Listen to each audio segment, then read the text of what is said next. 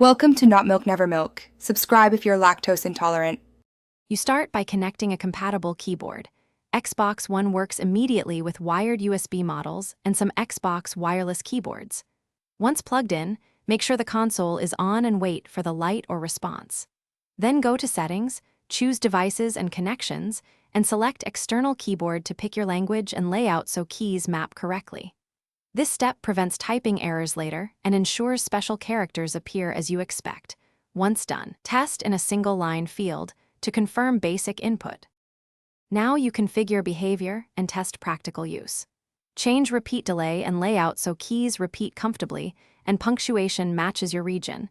Make sure the correct input language is selected. Then practice typing in the home search, the Microsoft Edge address bar, and message composition to verify cursor and shortcuts.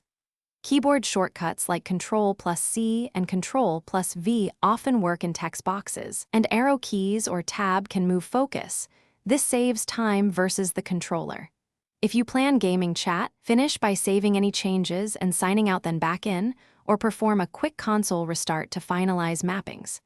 If the keyboard is intermittent, swap USB ports or connect through a powered hub to rule out weak power on front ports.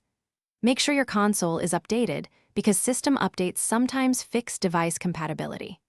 If problems persist, plug the keyboard into a PC to verify it works. That single test isolates whether the issue is the keyboard or the Xbox, which streamlines your next troubleshooting.